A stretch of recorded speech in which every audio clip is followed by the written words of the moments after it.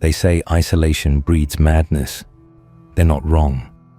But sometimes, isolation is the only thing keeping you sane. Or at least, the only thing keeping you alive. My name is Alex, and for the past 6 months, I've been the sole inhabitant of a small, forgotten island, a speck of rock and wind-battered pines somewhere in the North Atlantic. My job? To watch, just watch. My predecessor, a pale, twitchy man named Miller, was found babbling on the beach, his eyes wide and unseeing, muttering about the eyes and the whispers. They hauled him off, sedated, and a week later, I was here, dropped off by a supply boat that felt less like transport and more like a final judgment.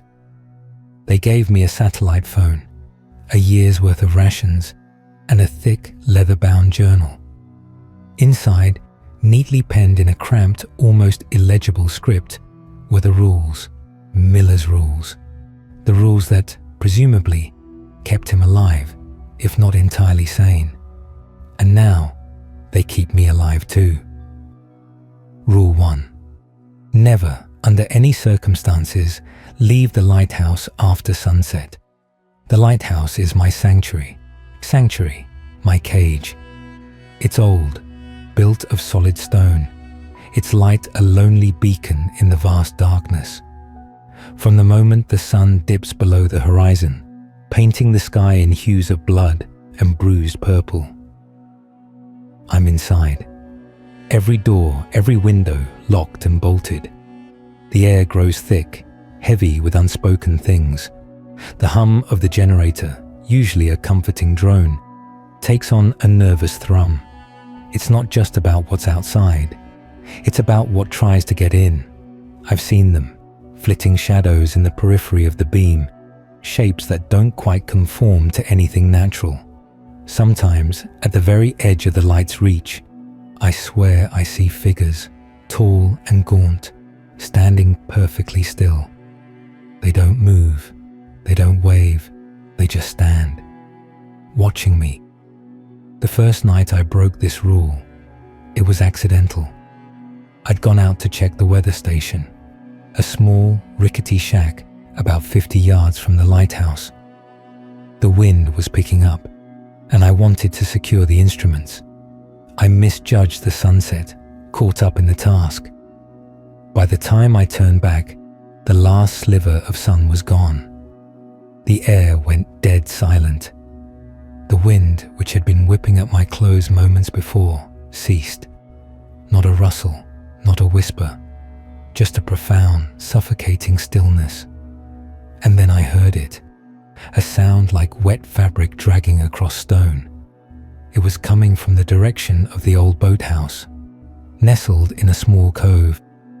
I froze, my heart a frantic drum against my ribs. I didn't see anything, not really, but I felt it, a presence, something vast and ancient, rising from the cold depths.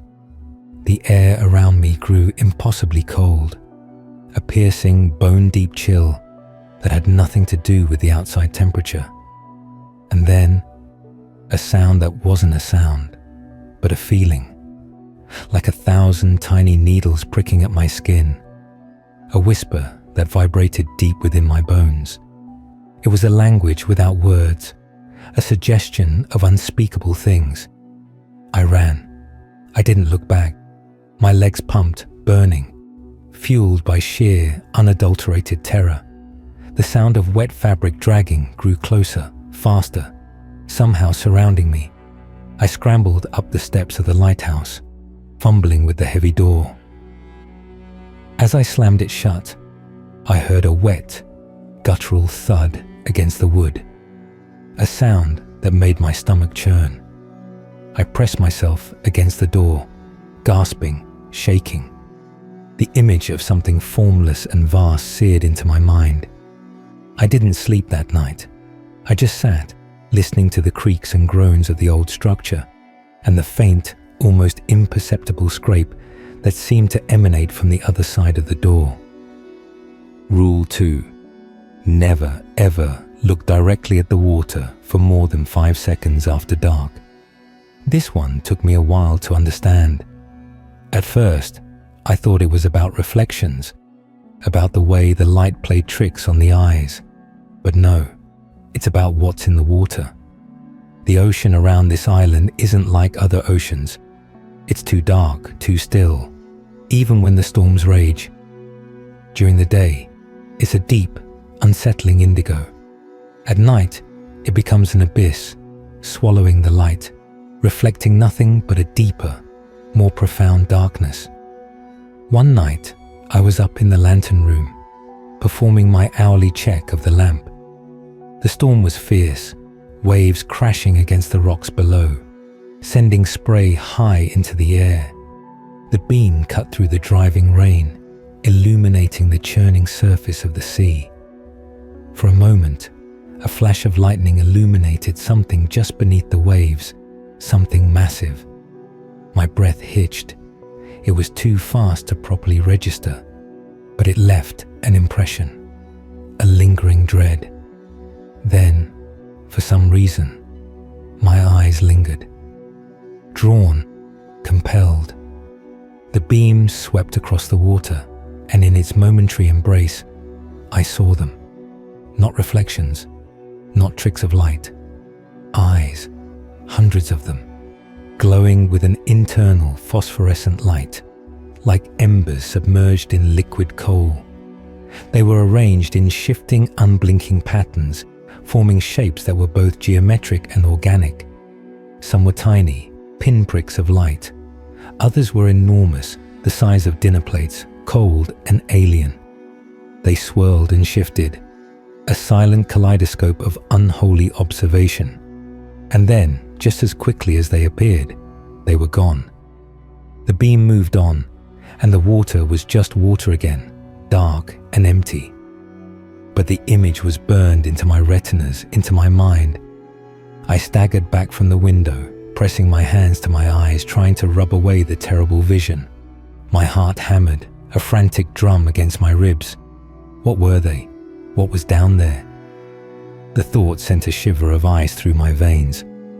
The ocean, which had once felt vast and liberating, now felt like a living, breathing entity, a monstrous intelligence lurking just beneath the surface. I've since learned to avert my gaze, to let the beam sweep across the water without truly seeing.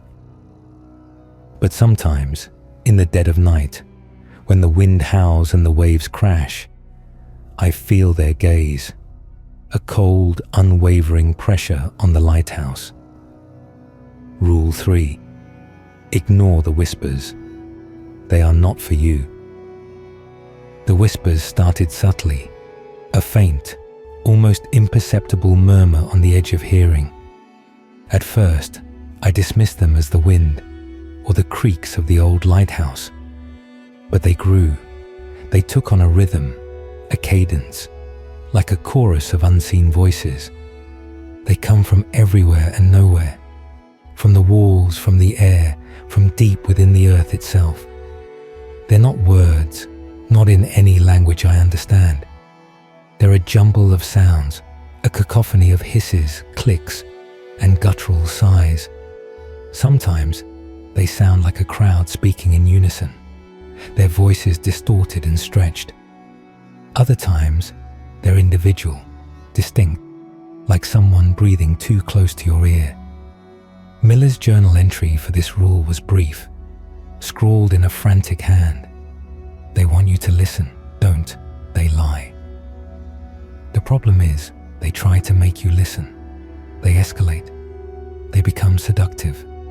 They promise things.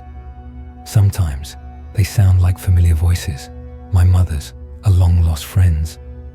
They whisper my name, urging me to open a window, to step outside, to look at the water. One night, the whispers became particularly insistent. They were coming from directly outside my bedroom window, a low, melodic hum that felt like it was vibrating in my teeth. Then, a voice, clear as a bell, spoke my name. It sounded exactly like my sister, whom I haven't seen in years. "Alex," it whispered, soft and mournful. "Please, Alex, I need help. I'm cold. I'm so cold." My hand instinctively reached for the window latch. Logic screamed at me to stop. Miller's rule hammered in my head. They lie. But the desperation in the voice, the undeniable familiarity, clawed at me. My fingers brushed the cold metal of the latch.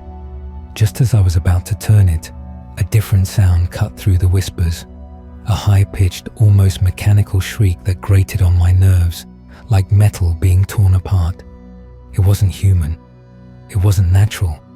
It was a sound of pure, unadulterated agony, and it seemed to come from just beyond the voice calling my name. The whisper faltered, then dissolved into a guttural choke. The piercing shriek continued for another few agonizing seconds, then faded. Silence. A heavy, absolute silence.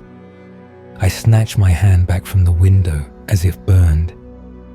Whatever was out there, whatever mimicked my sister's voice, it was not her. And whatever had shrieked, it was not human.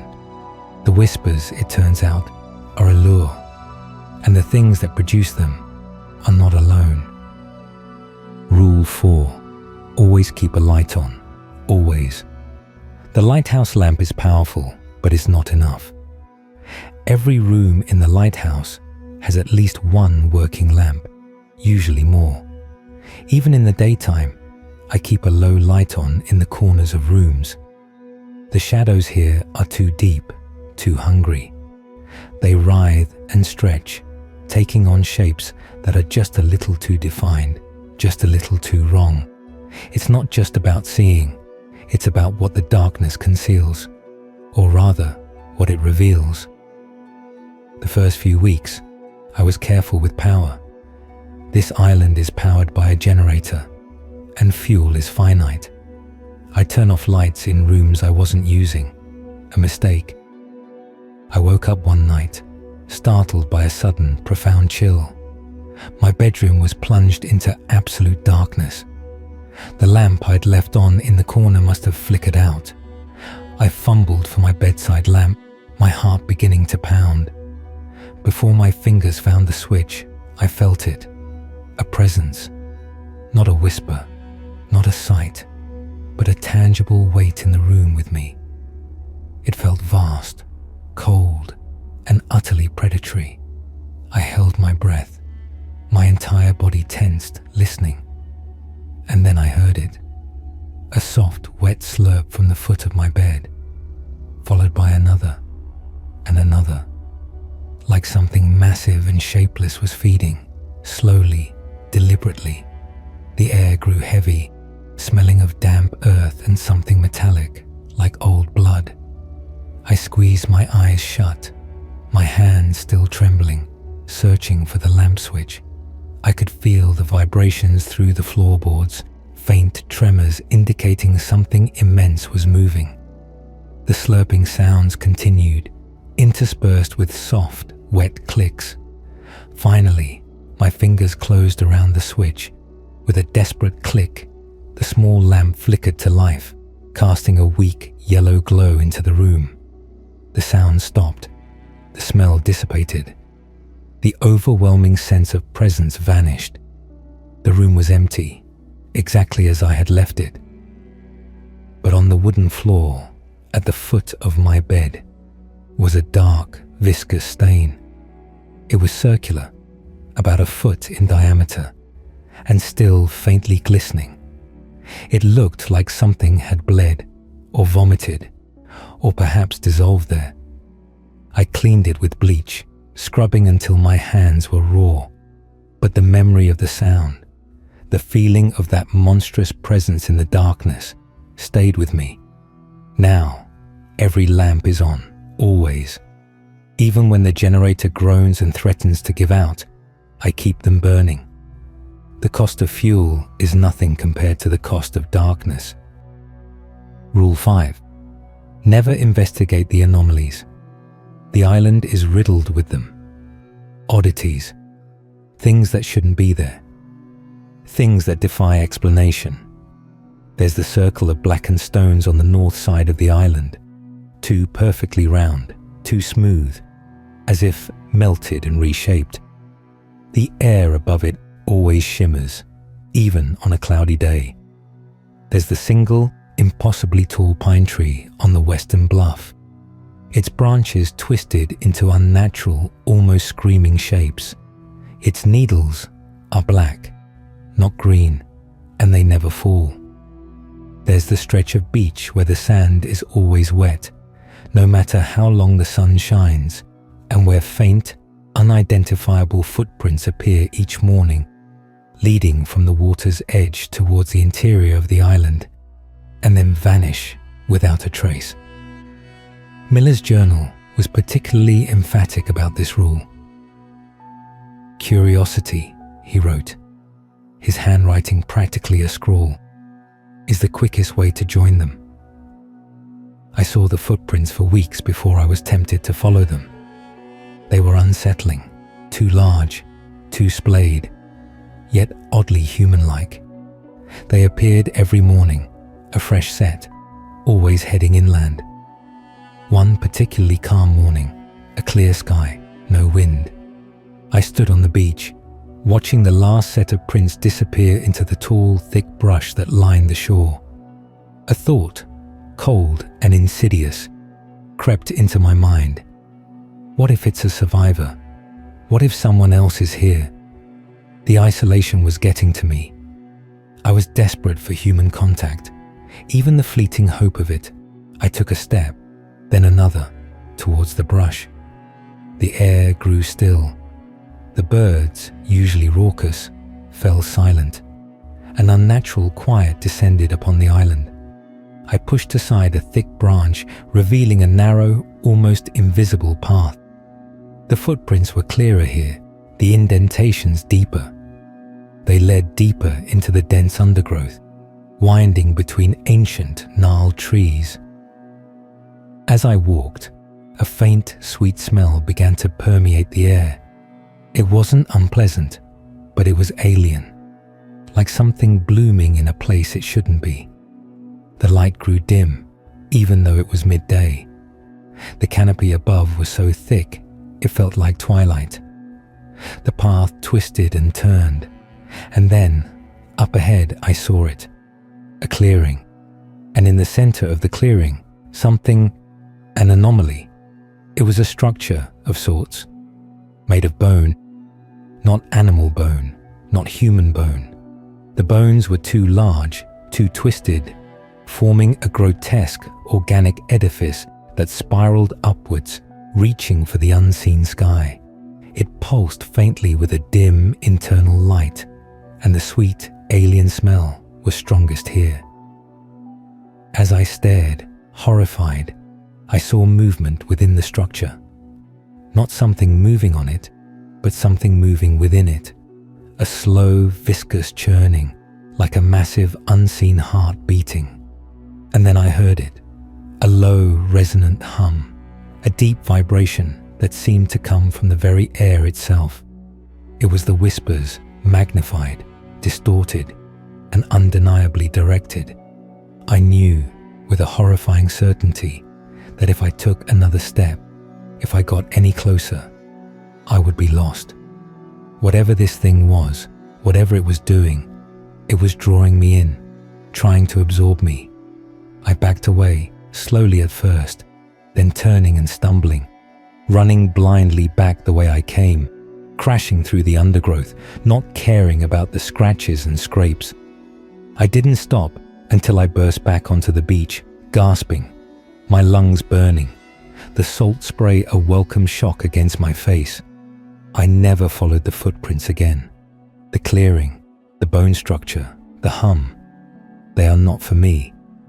They are just another part of this island's terrifying alien truth. Rule 6. Do not acknowledge their presence. Ever. This is the hardest rule, because they are always here. Always. During the day, they are shadows in the periphery, fleeting glimpses of movement just out of sight. They are the shapes the mist takes, the way the trees seem to shift when you're not looking directly at them.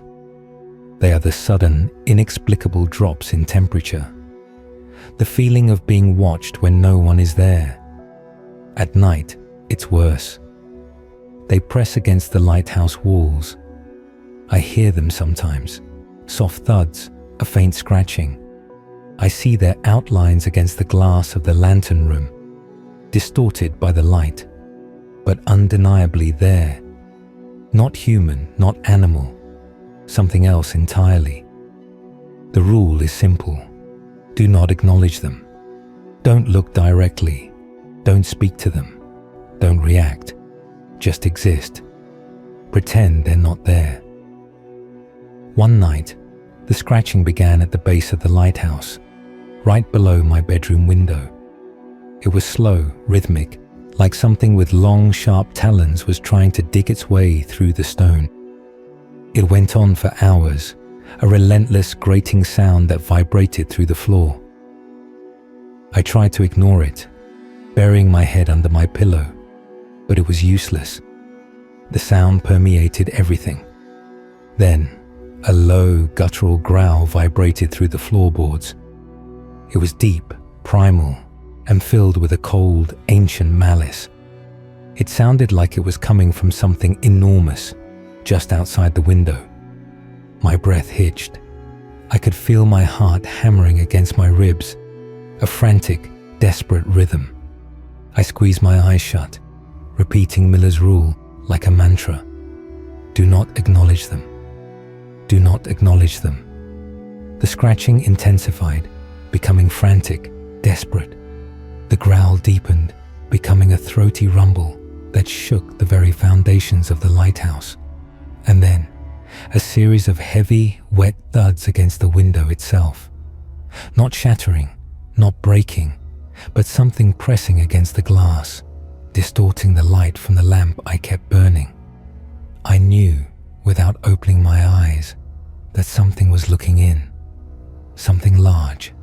Something with those eyes, those terrible, unblinking eyes from the water. I could feel its gaze on me, a physical weight, a chill that seeped into my very bones. My body screamed at me to look, to confirm, to see what horror was waiting outside. But I didn't. I couldn't. My hands were clenched into fists, nails digging into my palms. My jaw was locked so tight it ached. I focused on the sound of my own breathing, on the rhythmic beat of my heart, trying to make myself as small, as insignificant as possible. The thudding continued, then faded. The scratching stopped. The growling subsided, replaced by a lingering, oppressive silence. I waited, holding my breath, until the first rays of dawn painted the sky a pale, hopeful grey. Only then did I dare to open my eyes. The window was smeared with something dark and viscous, like dried blood, or perhaps something even worse. It was gone by the time I went to clean it an hour later, leaving no trace. But the memory, the terrifying certainty of what had been there remains. Rule 7. Never, under any circumstances, allow the light to fail. This is the paramount rule. The light is life. The light is protection. The light is the only thing that keeps them at bay. The generator is old, temperamental. I spend hours each day on maintenance, oiling, cleaning, coaxing it to life. I have spare parts, a limited supply of fuel, and the constant, gnawing fear that one day it will simply stop. One night, during a fierce electrical storm, the generator sputtered. The lighthouse lamp flickered, then dimmed. My stomach lurched. The wind outside howled like a banshee, and the rain hammered against the glass. I raced down to the generator room, my heart pounding. The air in the room was thick with the smell of ozone and burning oil. The generator was coughing, dying. I threw every switch, checked every connection, desperate.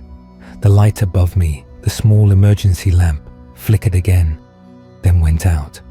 The room plunged into absolute darkness.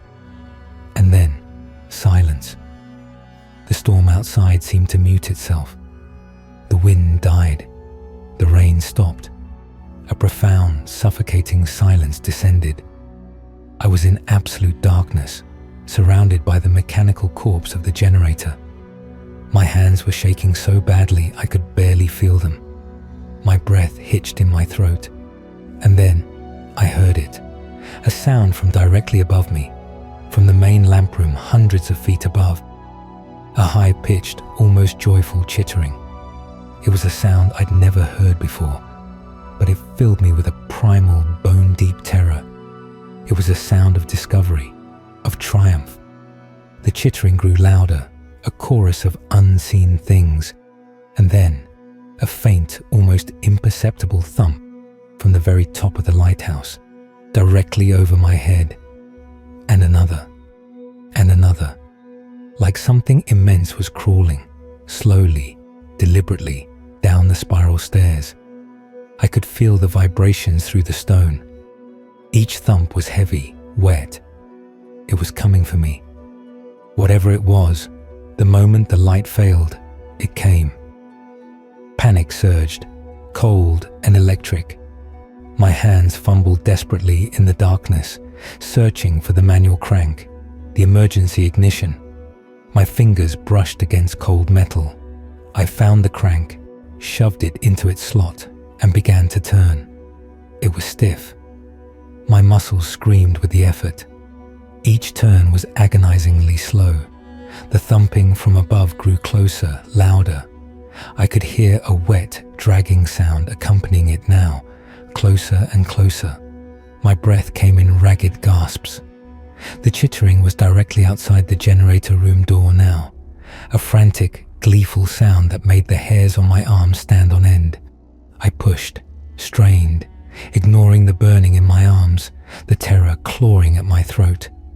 Finally, with a groan, the generator sputtered.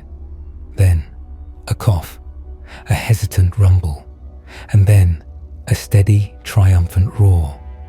Light. The emergency lamp flickered to life. The main lamp, high above, blazed back into existence, cutting through the darkness. The chittering stopped. The thumping ceased. The wet, dragging sound vanished. Silence again. But this time, a silence of grudging defeat. I collapsed against the generator, trembling, drenched in sweat, gasping for air. The light held.